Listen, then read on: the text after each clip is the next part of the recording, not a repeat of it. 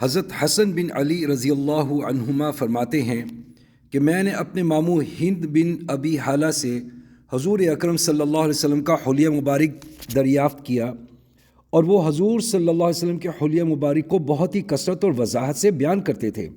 میرا دل چاہتا تھا کہ وہ ان اوصاف جمیلہ میں سے کچھ میرے سامنے بھی بیان کریں تاکہ میں ان اوصاف جمیلہ کو ذہن نشین کر کے اپنے اندر پیدا کرنے کی کوشش کروں۔ حضرت حسن رضی اللہ عنہ کی عمر حضور صلی اللہ علیہ وسلم کے وصال کے وقت 7 سال کی تھی، اس لیے کم سنی کی وجہ سے آپ صلی اللہ علیہ وسلم کے اوصاف جمیلہ کو غور سے دیکھنے اور محفوظ کرنے کا موقع ان کو نہیں ملا تھا۔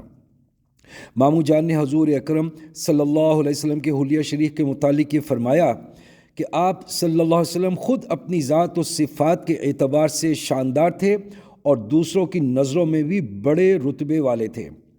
آپ صلی اللہ علیہ وسلم کا چہرہ مبارک 14ویں رات کے چاند کی طرح چمکتا تھا۔ آپ صلی اللہ علیہ وسلم کا قد مبارک بالکل درمیانے قد والے سے کسی قدر لمبا تھا، لیکن زیادہ لمبے قد والے سے چھوٹا تھا۔ سر مبارک اعتدال کے ساتھ بڑا ہوا تھا۔ بال مبارک کسی قدر بل کھائے ہوئے تھے۔ اگر سر کے بالوں میں اتفاقاً خود مانگ نکل آتی تو مانگ رہنے دیتے، ورنہ آپ صلی اللہ علیہ وسلم خود مانگ نکالنے کا اہتمام نہ فرماتے تھے۔ یعنی اگر بسہولت مانگ نکل آتی تھی تو نکال لیتے تھے، اور اگر کسی وجہ سے بسہولت نہ نکلتی اور کنگھی وغیرہ کی ضرورت ہوتی تو اس وقت نہ نکالتے۔ کسی دوسرے وقت جب کنگھی وغیرہ موجود ہوتی تو نکال لیتے۔ جس زمانے میں آپ صلی اللہ علیہ وسلم کے بال مبارک زیادہ ہوتے تھے تو کان کی لو سے بڑھ جاتے تھے۔ آپ صلی اللہ علیہ وسلم کا رنگ نہایت چمکدار تھا، پیشانی کشادہ۔ آپ صلی اللہ علیہ وسلم کے ابرو خمدار، باریک اور گنجان تھے۔ دونوں ابرو جدا جدا تھے، ایک دوسرے سے ملے ہوئے نہیں تھے۔ ان دونوں کے درمیان ایک رگ تھی جو غصے کے وقت ابھر جاتی تھی۔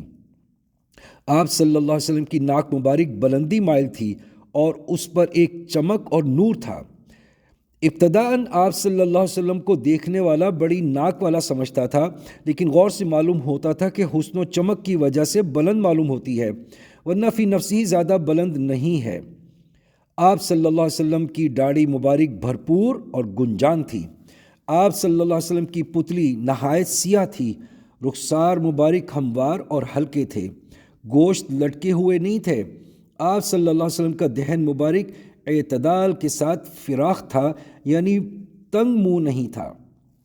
آپ صلی اللہ علیہ وسلم کے دندان مبارک باریک اور آبدار تھے، اور ان میں سے سامنے کے دانتوں میں ذرا ذرا فصل بھی تھا۔ سینے سے ناف تک بالوں کی ایک لکیر تھی۔